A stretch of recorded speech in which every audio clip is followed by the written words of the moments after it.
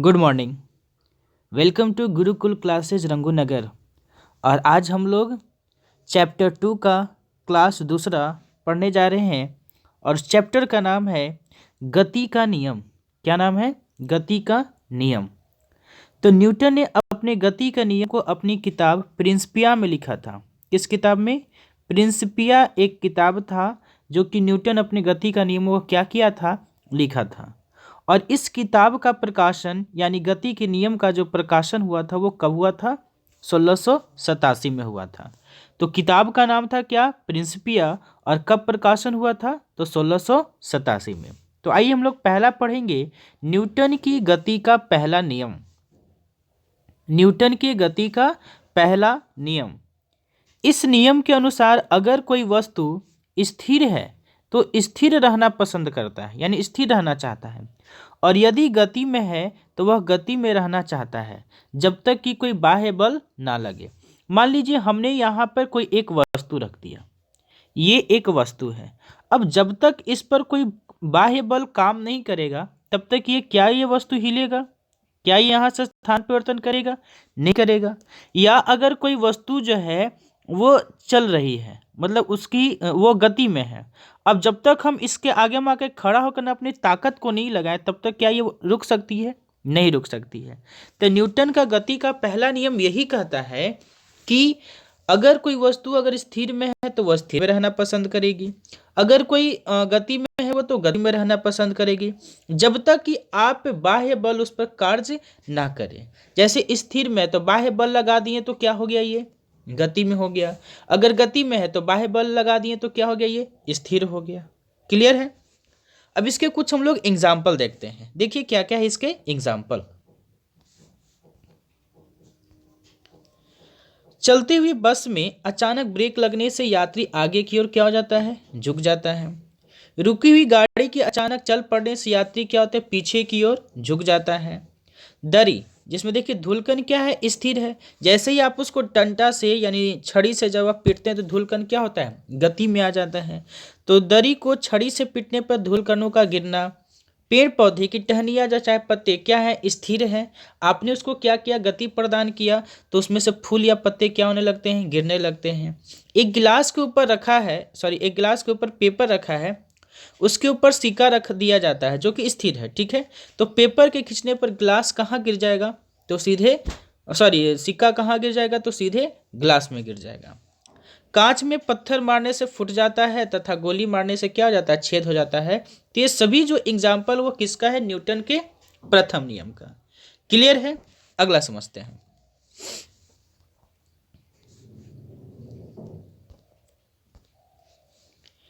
Newton की गति का पहला नियम जड़त्व का नियम या गैलीलियो का नियम भी कहा जाता है। इस पहले नियम को क्या कहा जाता है? या तो जड़त्व का नियम कहा जाता है या तो गैलीलियो का नियम कहा जाता है। जड़त्व क्या है भाई? इसके बारे में थोड़ा समझ लेते हैं। तो जड़त्व वह किसी पदार्थ का वह गुण है, ठीक है, जिसके कारण वह पदार्थ अपने अवस्था परिवर्तन का क्या करता है? विरोध करती है। अर्थात स्थिर है तो स्थिर रहना चाहती है और यदि गति में है तो वह गति में रहना चाहती है। नोट में देखिए क्या है पॉइंट। न्यूटन के प्रथम नियम से हमें बल की क्या मिलती है? परिभाषा मिलती है। क्या मिलती है? बल की परिभाषा मिलती है। क्या परिभाषा मिलती है?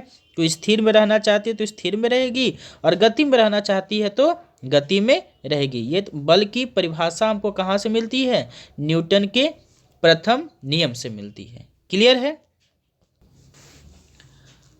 अब आइए, अब हम लोग पढ़ेंगे न्यूटन का दूसरा नियम। किसके बारे में पढ़ेंगे?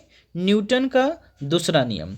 इस नियम के अनुसार किसी वस्तु पर आरोपित बल उस वस्तु में उत्पन्न संवेग में परिवर्तन की दर का क्या होता है? समानुपाती होता है। इस तरह से हम इसको समझ सकते हैं। बाई फार्मूला से हम लोग समझते हैं। ध्यान देना है, इसमें फार्मूला का ही खेल है और यहीं से आपको बल के फार्मूला का क्या होता है? ज्ञात होता है। जैसे देखो यहाँ पर कोई एक वस्तु है, ठीक है, हमने क्या कर दिया? एफ लगाया, इसमें बल लगाया। बल लगाए तो कुछ ना कुछ ये मास दे देते हैं, कुछ ना कुछ इसका गति हुआ होगा, ठीक है, और मास है, कुछ ना कुछ गति, इसका फाइनल वेलोसिटी भी हुआ होगा, मतलब v, ठीक है। तो आरोपित जो बल होगा, इसमें हम लोग क्या पढ़ें कि आरोपित जो बल होगा आरोपित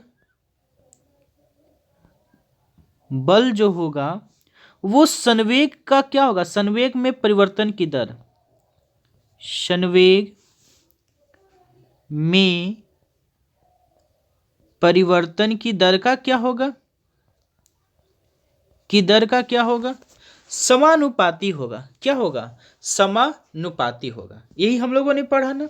अब इसको बाई फॉर्मूला से हम लोग समझते हैं। देखो क्या होगा इसका फॉर्मूला से। देखो हमने क्या पढ़ा कि एफ जो होता है वो समानुपाती होता है। किसका होता है, एम वी, परिवर्तन की दर कह रहा है यानी एम यू बटा कितना हो जाएगा, टी हो जाएगा।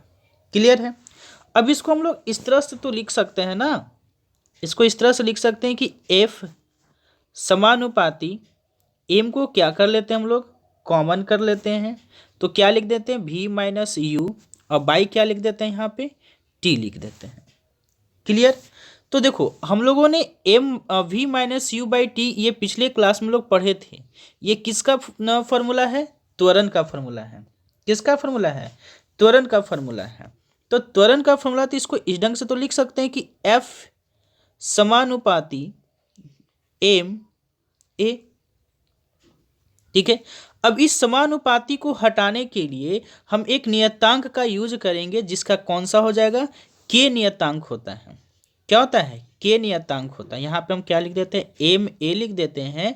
और इस समानुपाती को हटाने के लिए हमने किसका नियतांक लिया है, के का नियतांक लिया है। आपसे सवाल पूछा जाएगा कि बताओ, एक मिनट, आपसे सवाल पूछा जाएगा कि बताओ एफ बराबर ए में हुआ। ठीक है। इससे पहले एफ समानुपाती ए में था। तो इस समानुपाती को हटाने के लिए कौन सा नियतांक लिए थे, तो ध्यान रखना नियतांक मतलब होता है कांस्टेंट। चाहे प्लस रखो चाहे माइनस रखो, वैल्यू वही का वही रहेगा। तो नियतांक हम लोग किसको लेंगे, के को लेंगे। और यहां से एक फॉर्मूला हमारा क्या बना, एफ बराबर एम ए बना। तो ये क्या निकला, बल का फॉर्मूला निकला। बल का क्या निकला, फॉर्मूला निकला। क्लियर है, यहां से सूत्र निकला। क्लियर है। अगला समझते हैं, ध्यान देना।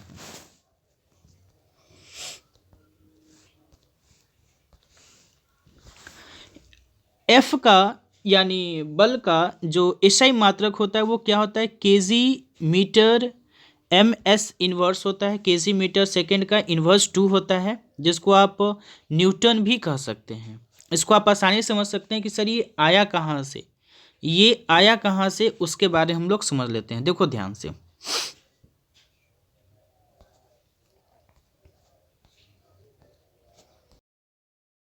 देखो हमने क्या फॉर्मूला पढ़ा, एफ इक्वल टू क्या होता है, एफ इक्वल टू क्या होता है, एम ए होता है। एम का मतलब क्या होता है, मास, और ए का मतलब क्या होता है, एक्सीलरेशन, जिसको हम लोग क्या कहते हैं, त्वरण कहते हैं। तो एम का जो एसआई यूनिट क्या होता है, केजी होता है।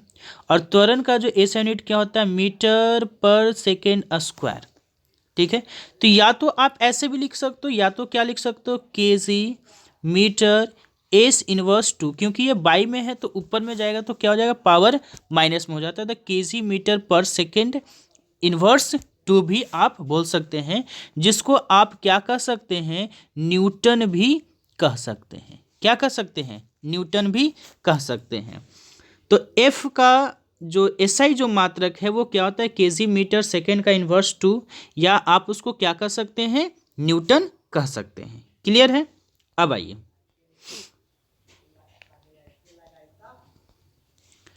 एफ का सीजीएस मात्रक क्या होता है, तो ग्राम सेंटीमीटर सेकेंड इनवर्स 2, जिसको आप लोग क्या कर सकते हैं, इसको डायन कर सकते हैं। यानी आपसे पूछा है कि बताओ बल का सीजीएस मात्रक क्या होता है, तो आपको बताना है डायन होता है।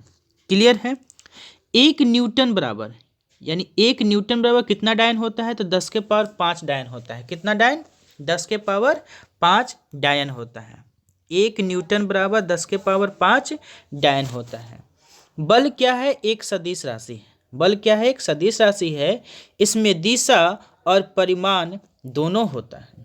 बल एक क्या है, सदिश राशि है, इसमें दिशा और परिमाण दोनों होता है।